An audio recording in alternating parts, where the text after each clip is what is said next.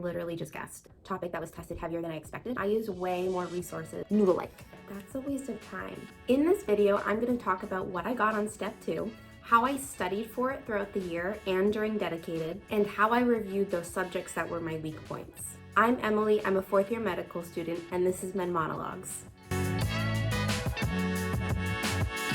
Your goal score might be greater than what I scored. If that's the case, great, watch this video and do more than what I did. I felt like I did the most I could, and I am proud of the work I put into it and the score I got. If you're new here, don't forget to subscribe. I got a 257 on step 2, up from a 234 that I got on step 1. And for level 2, I got a 627, up from a 550 or 598 on level 1. I am proud of my scores. I walked out of that test thinking I could have failed. I felt that more so with step rather than level, but it felt like so many questions that I encountered that I felt like I literally just guessed. I was sure there's a chance that I failed. And so before I opened it, I was just hoping I didn't. And so when I got my score, I was just like blown away and so happy. I took step 2 on July 15th of 2022. I had just come off a PEDS block, which was my last block of 3rd year. I had my shelf exam for PEDS on a Friday and then started seriously studying and entering into dedicated that following Saturday.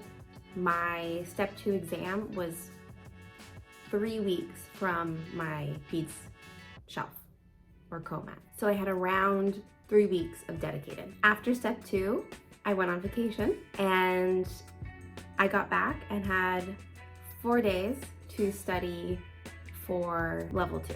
In those 4 days, I just focused on OMT stuff, but I'll get into that in a bit. I think every school has their different requirement of when you need to take level 2/step 2. My school required it before entering into 4th year, so that's why I took it when I did. Studying for step 2 didn't just start during dedicated. I actually started, as soon as 3rd year started. All of my studying for shelf exams was preparation for step. Each time I had a rotation in a subject that was covered by a section of New World, I would try to finish all of those questions in that block, or in that subject rather. I didn't always meet this goal, but I would try hard to come close to it. And so I don't have a number of questions that I would do per day. I would try and do as many as I could. I also tried Anki, but couldn't stick with it. I was really good about it for step 1, level 1 studying, but I just didn't get into it for step 2, level 2. I tried. I probably would have scored better if I had stuck with it, and I just didn't. I think I really struggled with developing a regimen or a schedule during rotations because every rotation was different and had different hours. So I couldn't stick to the same thing every day. But what didn't change is I tried my hardest. While I was doing these questions, I kept a record of topics that I found more challenging or question topics that I kept getting wrong. And I called those my muddies. So I kept a record of my muddies throughout the year as I encountered them. Sometimes things would come off that list if I began to understand it better than I did, but in general the list just grew. I would also take note of algorithms and pictures in the UWorld explanations that I thought were helpful and that I thought I wanted to look at again. The first 5 days of dedicated, I only did about 86 questions a day, and those were all unused questions. Unused as in they were still within my first pass. I also tried to review 13 muddy points and understand it well enough that I could cross it off my muddy list. Also, every other day, I would go through my UWorld algorithms or pictures of a certain subject. When I was in this dedicated period, I wanted my daily schedule to be as close to the schedule I would have on test day as possible.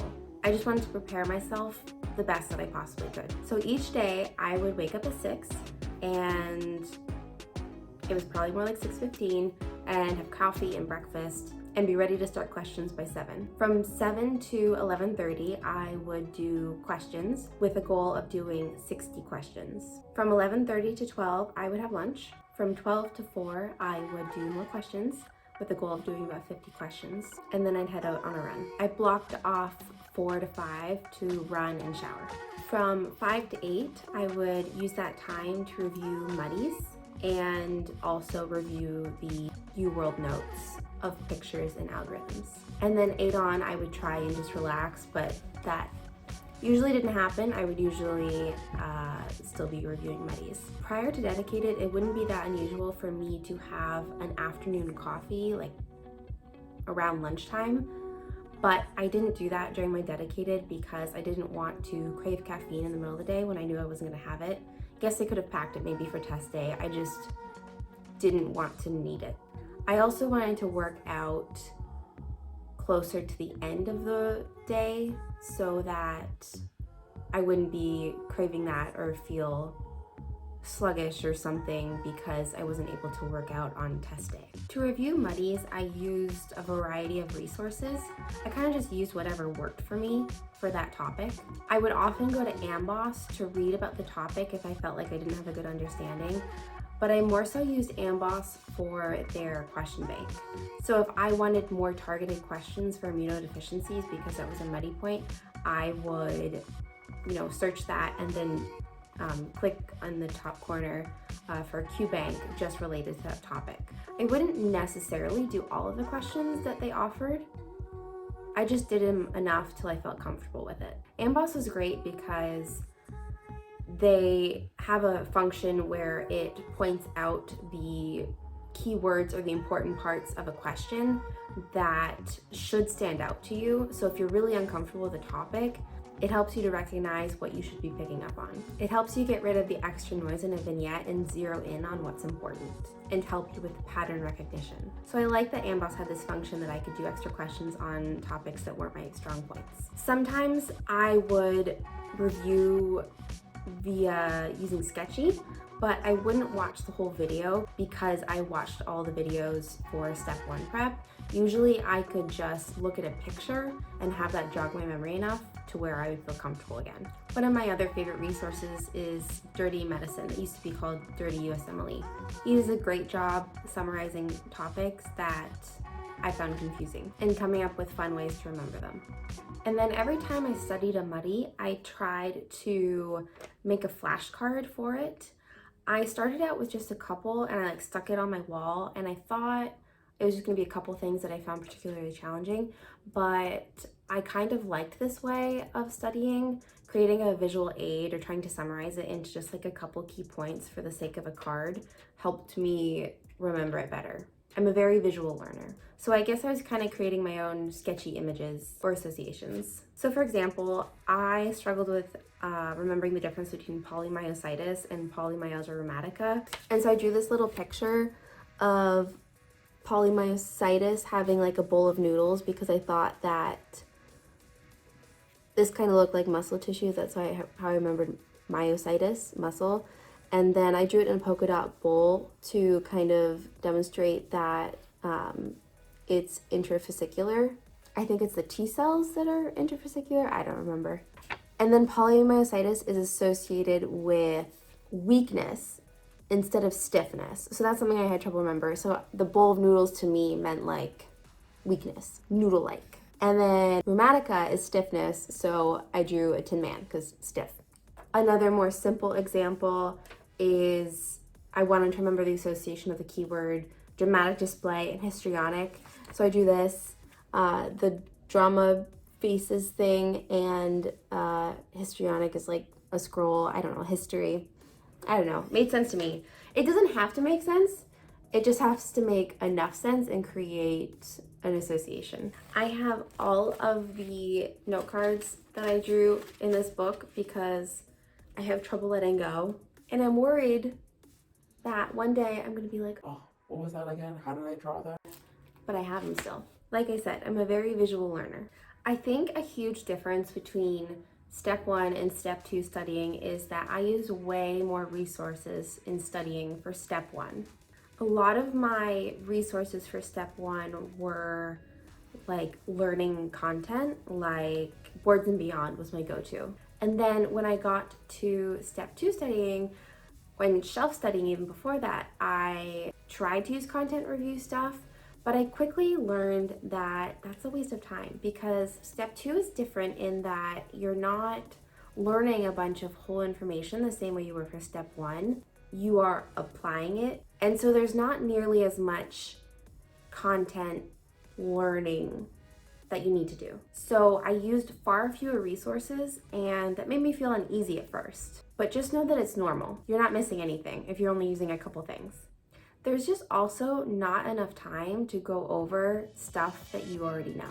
So rewatching every Boards and Beyond video or reading through all of first aid again might not be a good use of your time.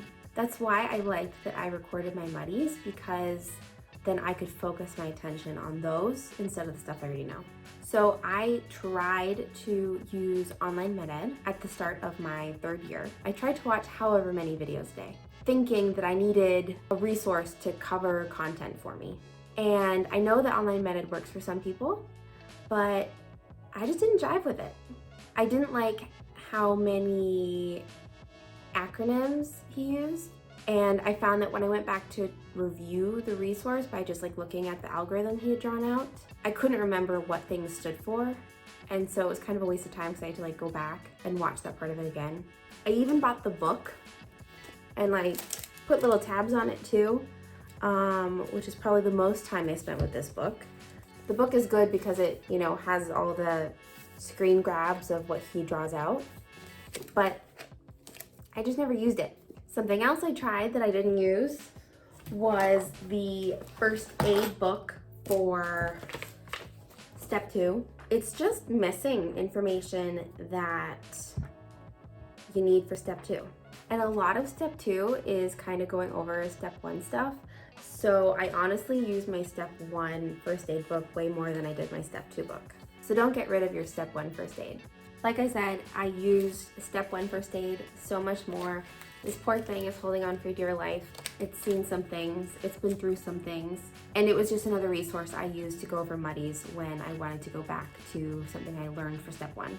So the first 5 days of dedicated, when I was doing 86 questions that were unused, that was finishing out my first pass.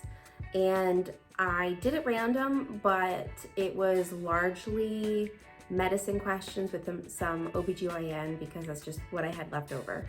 After that, I started to go into my incorrect questions, and I did 110 incorrect questions a day. I chose to do them by system instead of by random when I did the incorrects because I just didn't want to feel like I was jumping around when I was reviewing topics. I honestly can't remember if I did it random or by system. I honestly think I did both.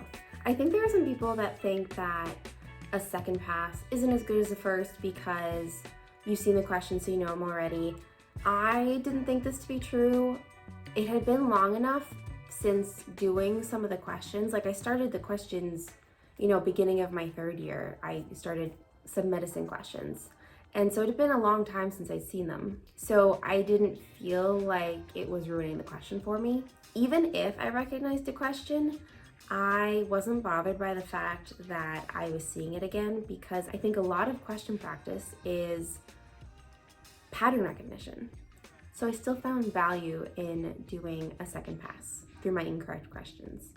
When reviewing questions, I did not spend the same amount of time on every question.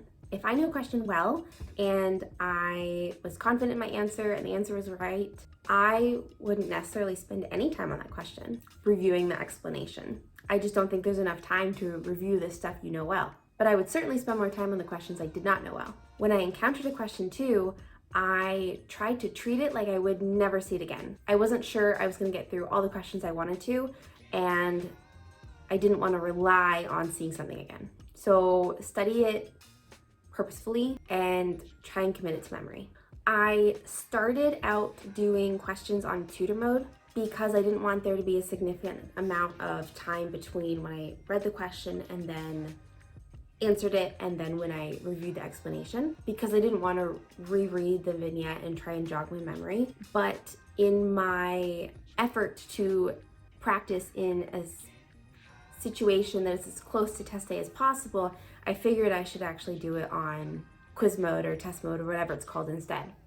So I would do blocks of 40 questions. Sometimes I would do blocks of fewer questions too, like 20 or 30. I found that if I reviewed the questions right after I took it, I didn't need to spend that long going through the vignette to remember what it was. I think it's also important to remember that every time you have the thought of like, oh, I'll just take the L or I'll just take the loss on this topic or this question, you are giving yourself permission to like lose out on that point when you encounter it on the test, which I don't think is the right attitude to have going into dedicated. After doing questions for so long, you'll start to understand what topics are high yield and what aren't. And so if you find yourself spending too long on a topic that is not high yield, I think then it's okay to move on. I did 2 practice tests during dedicated. I took the second UWorld on after the first full week of dedicated, and then the first UWorld after the second full week of dedicated. And then after I took the test, I reviewed the questions that same day. Those were long days because that took a long time. In general, I would read the educational objective at the bottom first. And if I understood, I moved on. I've tried looking for the scores that I got on those 2 tests, but I think it's timed out or I can't figure out how to see them. But if anyone watching knows how to do that, let me know and I can let you know what I got. I think I got a 254 on the one I took at the end of my second week. So, and then I scored a 257 on the actual test, so I got higher than that score a week later. I also thought I took the AMBOSS self-assessment. I know I did that for step 1. I thought I took it for step 2, but I kind of think I just ran out of time and I didn't do that. The day before my test, I called the day off, but I ended up filling it with stuff. I used the day to really go over ethics topics and then review my wall of sticky notes too. My favorite resource for ethics was Dirty Men. He has a bunch of great videos on different topics. I'd highly recommend checking them out. I think ethics was a topic that was tested heavier than I expected on the test, so I was really glad that I watched those videos right before. There were definitely a handful of points that I got right on step 2, level 2, even step 1, level 1, after reviewing Dirty's ethics videos. There were definitely questions on things that weren't covered in UWorld, so 10 out of 10 would recommend watching those videos. As I said earlier, after step 2, I went on a week of vacation. I came back and then I had 4 days of studying before level 2. Those days I did all of the OMT questions in ComQuest. For those wondering, I don't think there's a significant difference between ComQuest and ComBank. I haven't met someone who thinks there is. I don't think it matters. There were about 200 questions for me to do and it was very easy to get through all of those. And then I also reviewed the Green Book and did all of those questions. And that's all I did in the time and I felt well prepared. And then I want to make a quick note on scheduling your test. Make sure to schedule it early. Dates fill up. But I will also say that at least for my testing center, they only released some dates at the start, and then as time went on and those dates filled up, they would make more dates available. So schedule early, but don't be disheartened if you don't see a test date. If you found this video helpful, give it a like, leave a comment, and let me know if you have any other questions. Thanks for watching.